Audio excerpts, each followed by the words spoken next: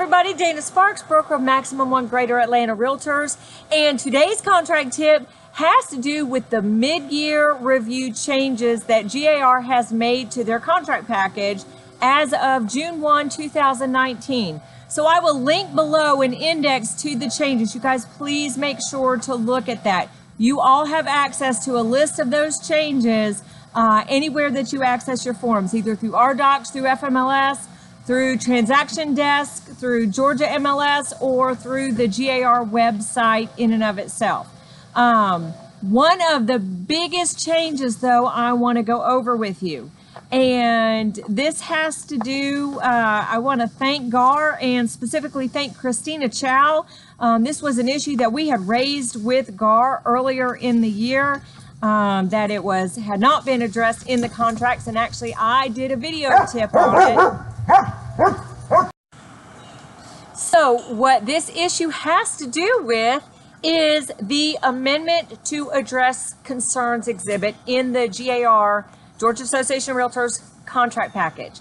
So, well, let me just tell you about what the changes are, and then I'll go back and explain a little bit about why they made those changes. So, again, this is as of the June 1 printing of the GAR contracts. And now that this version is out, per GAR's licensing copyright agreement, you may no longer use any previous versions. So what it states, and again, it is Amendment 704, Amendment to Address Concerns with the Property.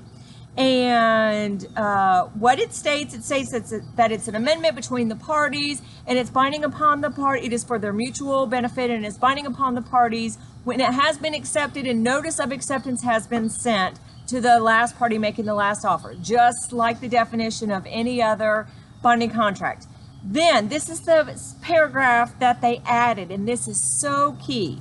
It states, this amendment is intended to set forth the agreement of the parties relative to concerns raised by the buyer during the due diligence period. If this amendment does not become effective during the due diligence period, it shall become null and void and of no legal force and effect. Key, you guys, this is really important. So the issue is, and the previous video that I had done is there a time limit on the amendment to address concerns? And the answer prior to June 1 of 2019 is no, absolutely not. Just like any other amendment, unless the parties write in a time limit, there is no time limit. So basically, the due diligence period is a time frame within which the buyer needs to decide, are they going to terminate the contract? In order for the buyer to make that decision, there's a whole variety of steps a buyer can take to help make that decision, one of which is an inspection of the house. Regardless of whatever the buyer has done, the buyer has the opportunity to go to the seller and say, hey seller, I'm still trying to make my decision if I'm going to terminate this contract or move forward with it. I found a few concerns I'd like you to address. They are A, B, C, and D. Will you do them or not? Now, before the end of the due diligence period, there is a huge incentive for the seller to agree to address those concerns, to keep the buyer in the contract so that the buyer does not terminate. After the end of the due diligence period, if the buyer has not terminated the contract, there's really no incentive for the seller to address those concerns because the buyer cannot terminate for any or no reason if they have passed the due diligence period. However, this amendment prior to June 1, 2019 acts like any other amendment. So the issue that came up that had not been addressed until now is if a buyer sends the amendment to the seller and the seller does not sign it, it's not fully executed, then it's just an open amendment. And again, it's a question of is the buyer going to choose to terminate and go find another property, or is the buyer going to assume that the seller is not going to sign it, because after due diligence there's no incentive, and accept the property as is? That's what the thought process on the buyer side. The thought process on the seller side is if the buyer doesn't terminate, there's no incentive for the seller to address any of those concerns. However, if a seller, if the buyer had proposed an amendment to the seller and the seller proposed a counter amendment or initiated an amendment back to the buyer saying, okay, we're not going to do A, B, C, and D.